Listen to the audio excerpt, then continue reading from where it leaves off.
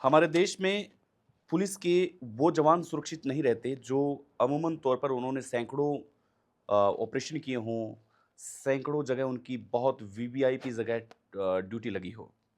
ऐसे में विभत्स कर देने वाली तस्वीर तब सामने आती है जब उनकी ही धर्मपत्नी ये कहती है कि मैंने एक राक्षस को मार दिया है।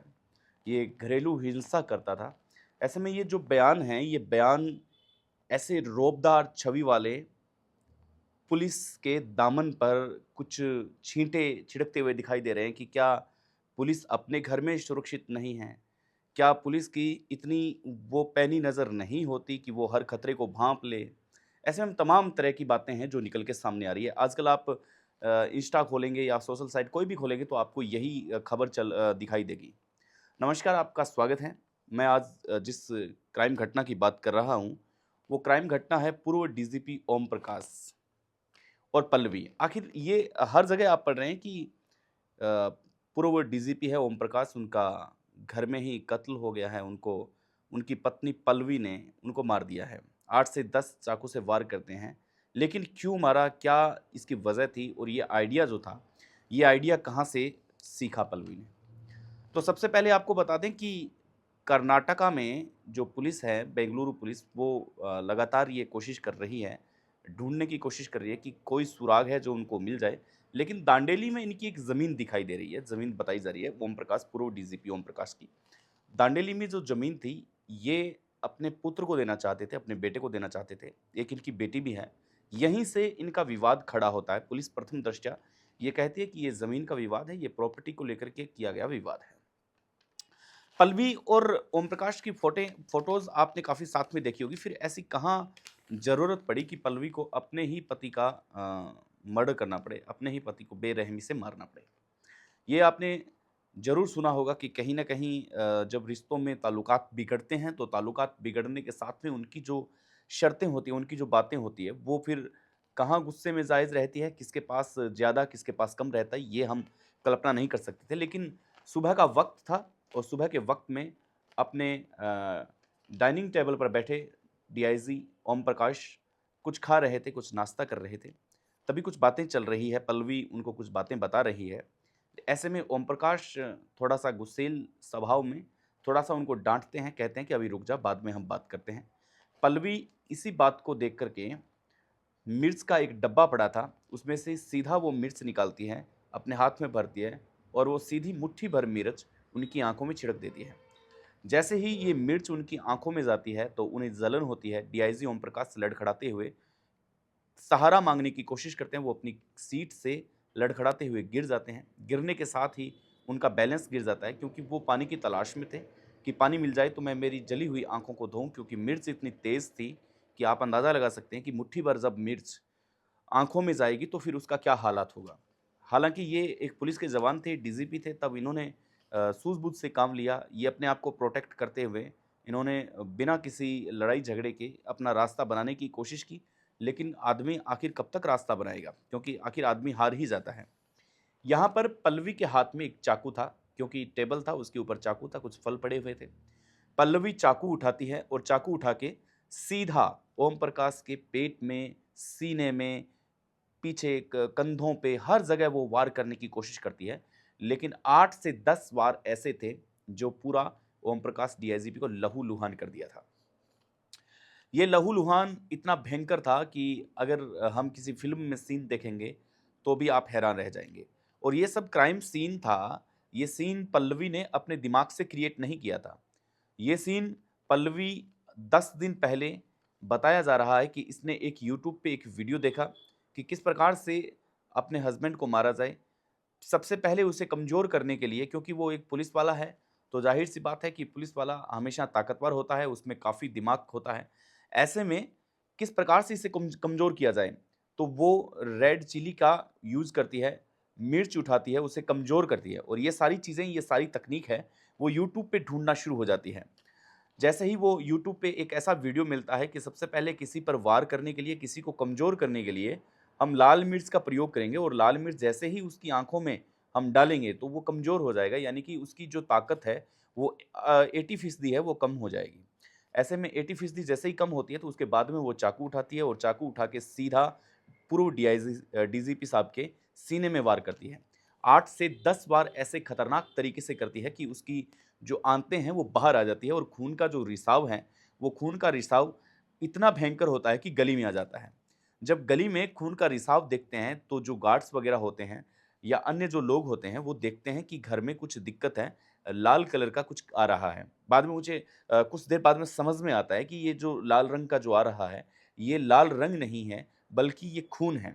आप सोचिएगा कि डाइनिंग टेबल से निकलता हुआ वो खून की धारा सीधा बिल्डिंग से बाहर आती है और बाहर आने के बाद में वो उस नाले में जाती है, जिस नाले का उपयोग आप और हम अमूमन तौर पर कचरे के लिए करते हैं या गंदगी के लिए करते हैं। जैसे ही वो भीड़ उसकी तरफ भागती है तो पल्लवी बेखौफ निश्चिंत होकर के वो अपने पति की बॉडी के पास बैठी है और देख रही है कि ये मरा है या फिर नहीं मरा।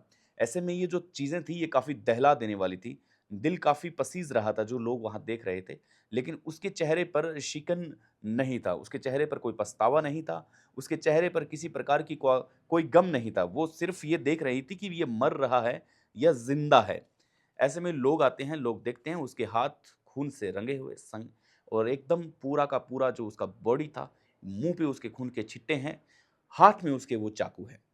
पुलिस को सूचना दे दी जाती है। पुलिस जैसे ही घर में प्रवेश करती है और पल्लवी को गिरफ्तार कर लेती है, प्रथम दृष्टया देखते हुए कि इसके हाथ में हथियार है और इसी ने ओम प्रकाश डीजीपी पूर्व डीजीपी का खून किया है। अब पल्लवी को गाड़ी में लाया जाता है। जैसे ही पल्लवी को गाड़ी में लाया जाता है, तब मीडिया उससे प्रश्न पूछता है क्योंकि आग की तरह पूरे बेंगलुरु में ये बात फैल चुकी थी कि पूर्व डीजीपी का खून हो चुका है। ऐसे में पुलिस की गाड़ियों पे गाड़ियाँ, हर तरफ से शोर, पूर्व डीजीपी का खून हो चुका है। आम लोगों में भी इसकी एक रुचि थी, देखने का एक हड़कंप था कि आखिर पूर्व डीजीपी का खून उसकी ही घरवाली ने कैसे किया है। आजकल सोशल मीडिया का ज़माना है और सोशल मीडिया के ज़माने में कोई भी खबर होती है, वो खबर सिर्फ 1 घंटे में फैलने वाली 1 मिनट में फैल जाती है। ऐसे में लोगों का जमावड़ा और मीडिया सबसे चतुर, तो मीडिया के चैनल्स, पत्रकार सब उसके गेट के आगे देख रहे हैं कि आखिर पूर्व डीजीपी का खून किसने कर दिया। क्या हमारे इस शहर में पूर्व डीजीपी सुरक्षित नहीं है तो फिर आम आदमी सुरक्षित कैसे हैं।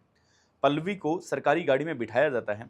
जैसे ही उसके सामने माइक ठूँसने का प्रयास किया जाता है, उससे पूछने का प्रयास किया जाता है, तो वो सामने से बताती है कि ये घरेलू हिंसक था और हमेशा पिस्तौल लेकर के घर में घूमा करता था। हम और मेरी बेटी है जो बहुत चिंता वाली बात थी इसमें कि ये कभी भी शराब के नशे में हम पे ये गोली चला सकता है। ऐसे में जैसे ये बयान सामने आता है मीडिया के सामने, तो हम ये पता लगा सकते हैं कि पल्लवी को या तो मानसिक तौर पर बीमारी थी कोई, क्योंकि पूर्व डीजीपी इतने साल की नौकरी, मुख्यमंत्री तक को प्रोटेक्ट किया हुआ, इतना वीवीआईपी ट्रीटमेंट उसको मिला हुआ, क्या वो भला अपनी रिवॉल्वर से अपने किसी परिवार के लोगों का कत्ल कर सकता है? जी हाँ, जवाब होगा कि नहीं, ऐसा तो संभव हो ही नहीं सकता। ऐसे में पल्लवी का मानसिक स्थिति हम देख पाते हैं कि मानसिक स्थिति क्या थी। इसके बाद में जैसे उसे लेकर के जाया जाता है तो उसका बेटा पूर्व डीजीपी का वो आता है और वो आकर के ये कहता है कि मेरी बहन और मेरी माँ मेरे पिताजी को मारने की कोशिश पिछले 6 महीने से कर रहे थे। जैसे ही मैं मम्मी का फ़ोन चेक करता था, तो इस फ़ोन में जो यूट्यूब की हिस्ट्री है, जहाँ पे हम कुछ भी सर्च करते हैं, तो हमारा कम से कम 6 मंथ का वो सर्चिंग ऑपरेशन वहाँ पे कायम रहता है। ऐसे में लगातार वो वीडियोज़ सर्च किए हुए थे जिसमें ये था कि किस प्रकार से एक व्यक्ति को मारा जा सकता है, ताकतवर व्यक्ति को किस प्रकार से मारा जा सकता है, मिर्च का उपयोग हम कहाँ कर सकते हैं या किस समय व्यक्ति को कमज़ोर किया जा सकता है। ऐसी कई चीज़ें थी जिससे ये इंडिकेशन मिल रहा था कि वाक़ई में पल्लवी ने खाली समय में अपनी बेटी के साथ बैठ के इस चीज़ की प्लानिंग की थी कि किस प्रकार से इस व्यक्ति को मारा जाए। अब बात थी प्रॉपर्टी की, क्योंकि ओम प्रकाश डीजीपी है पूर्व, वो दांडेली में अपनी एक प्रॉपर्टी थी, वो इन बेटी के नाम और औरत के नाम न करके वो अपने बेटे के नाम करना चाहते थे। ये उनकी इच्छा थी और इसी बात को लेकर के उनके घर में अक्सर झगड़े हुआ करते थे। झगड़ों का ये जो रॉकेट है, वो इस कदर लॉन्च होता था कि शायद वो डिफ्यूज़ नहीं हो पाता था जब तक वो आसमान की सतह को न छू ले। ऐसे में कई बार पड़ोसी भी हैं, वो भी सुना करते थे। लेकिन बाद में जैसे ही सरकारी गाड़ी में पल्लवी को डाला जाता है, तो पल्लवी के मुँह से सीधा ये निकलता है कि ये घरेलू हिंसा करता था। इसके हाथ में हमेशा रिवॉल्वर रहता था। ये हमें कब मार दे हम इस बात से भय थे, इसलिए मैंने एक राक्षस को आज खत्म कर दिया है। ये उसका बयान अपने आप में बहुत बड़ा बयान था और एक धर्मपत्नी के मुँह से ये बयान निकलना शायद अपने आप में एक नई चीज़ नहीं होगी, क्योंकि इस प्रकार के कांड हैं जो आए दिन हम क्राइम के पन्नों पे पढ़ते आ रहे हैं।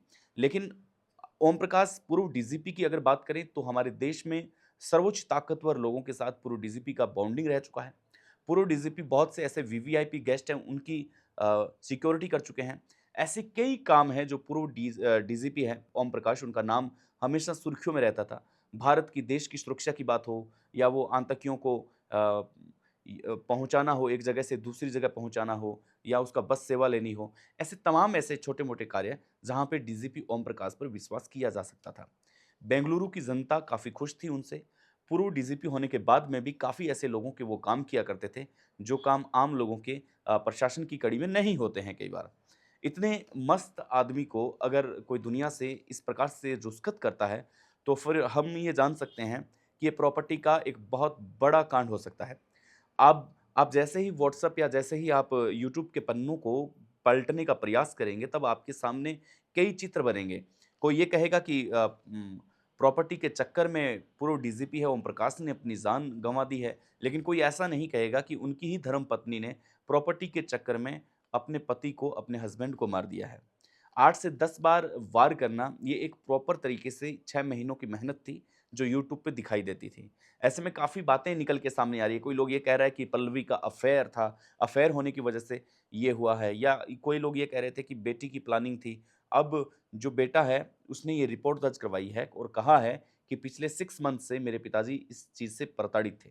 आप सोचिए कि भला कोई माँ के विरुद्ध कैसे कोई अपना बयान दे सकता है, लेकिन माँ ने यहाँ पे खुद ने अपना बयान है जो पुलिस की सरकारी गाड़ी में बैठते वक़्त दा दिया था। ऐसे में ये पल्लवी और पूर्व डीजीपी ओम प्रकाश आज 2 दिन से क्राइम की इस दुनिया में तहलका मचाए हुए हैं और यूट्यूब के पन्नों पर वो छाए हुए हैं। हालाँकि ओम प्रकाश डीजीपी अब इस दुनिया को नहीं देख सकते हैं, लेकिन ओम प्रकाश डीजीपी से बहुत से लोग, आप और हम ये सीख सकते हैं कि प्रॉपर्टी का इतना बड़ा बवंडर और भूत होता है कि हम उतारने से भी नहीं उतार सकते हैं। हम तो यही कहना चाहेंगे, सावचेत रहें, सतर्क रहें, क्योंकि रिश्तों में कई बार प्रॉपर्टी का बीच में आना अपने आप में बहुत बड़ी बात हो सकती है। पूर्व डीजीपी है, उनकी आत्मा को भगवान शांति दें और लगातार राम हैं, वो हमें वॉच कर रहे हैं। आपका बहुत-बहुत आभार, धन्यवाद। और पल्लवी और ओम प्रकाश की जो कहानी है, वो हम एक बार पुनः लेके आएँगे। जिस प्रकार से राज़ खुलेंगे, तब हम वापिस आपके सामने, आपके समकक्ष और आपके समक्ष हैं, जो हम हाज़िर होंगे। तब तक के लिए आप अपना ख़्याल रखें। और क्राइम स्टोरी है, जो कल एक क्राइम स्टोरी भेजी थी, मुझे बहुत अच्छी लगी, लेकिन उसका ऑथेंटिक प्रॉपर हमारे पास कोई सबूत नहीं था, इसलिए हम उस ऑथेंटिक प्रॉपर न होने की वजह से हम वो कहानी बता नहीं सकते हैं। तो अगर आप कोई भी कहानी हमें भेजते हैं, तो न्यूज़पेपर की कटिंग है, वो हमें ज़रूर भेजिएगा। नमस्कार, मिलते हैं आपसे अगले वीडियो में, तब तक के लिए जय हिंद, नमस्कार।